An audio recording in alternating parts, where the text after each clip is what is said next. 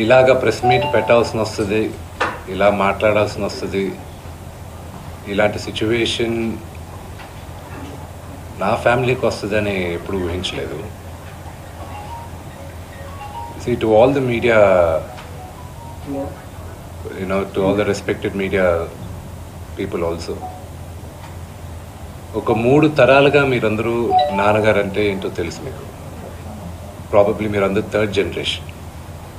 ఆయన మీడియాని ఎంత రెస్పెక్ట్ చేస్తారు, మీడియా యాజమాన్యంతో ఎలాగా రిలేషన్షిప్ ఉందో ప్రతి ఒక్కరికి తెలుసు.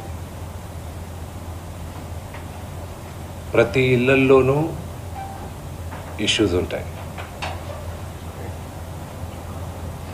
ఇష్యూస్ రిజాల్వ్ అవుతాయని ఇంట్లో పెద్దలందరూ కోరుకుంటారు. ఎవరో ఒకరు తగ్గుతారు, ఎవరో ఒకరు they will see the sense అనేది వి ఆల్ హోప్. బట్ ఈరోజు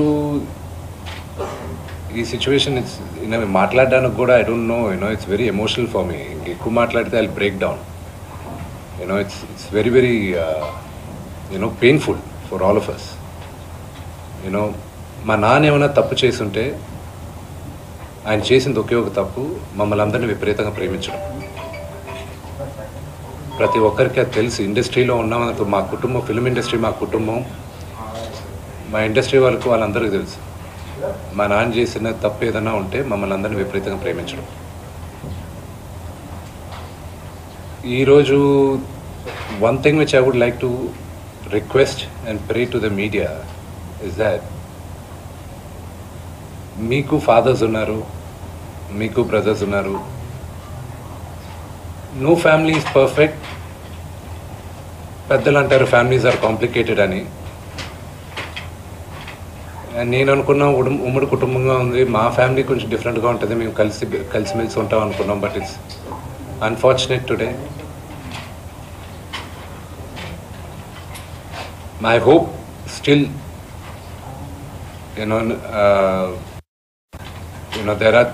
there is light at the end of the tunnel అని నేను హోప్ చేస్తున్నాను. But one thing which I want pray for the media is that మీ ఇళ్లలోగా పక్క ఇళ్లలో అందరి ఇళ్లలోనూ ఇష్యూస్ ఉంటాయి, లేకుండా ఉండవు. But do not sensationalise it.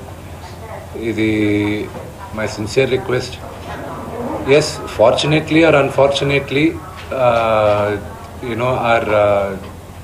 మీ అందరం పాపులర్ ఫిగర్స్.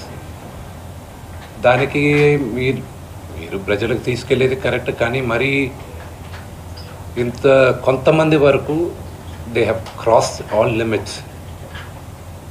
రిమెంబర్, మా అమ్మకి ఈరోజు ఉల్బా లేకుండా she is admitted in the hospital. ఇంటికి పెద్ద కొడుకుగా ఐఎమ్ కన్సర్న్డ్, ఐఎమ్ వరీడ్. నాన్నగారికి నిన్న జరిగిన ఘర్షణలో ఆయనకి కొన్ని గాయాలు తగిలాయి. నేను Kannappa cinema post production work Los ఏంజల్స్లో ఉన్నప్పుడు నాకు ఫోన్ వచ్చింది, ఇలా ఇంట్లో గొడవ జరుగుతున్నాయని. అన్నీ ఆపుకొని ముందు వచ్చేసాను. For me family first. నిన్న మార్నింగ్ దిగాను. But I'm not able to understand అది ఇంత నేను లేని ఒక 3-4 రోజుల్లో how did this escalate so much అని. But I hope there is some respite at the end of it. But I also request the media, మీ అందరిని కూడా నేను నా విన్నపం ఏంటంటే, మీకు ఫ్యామిలీస్ ఉన్నాయి, మీకు ఫాదర్స్ ఉన్నారు, everybody's got their own families. I request you to have a little bit of restraint. That's my only request. And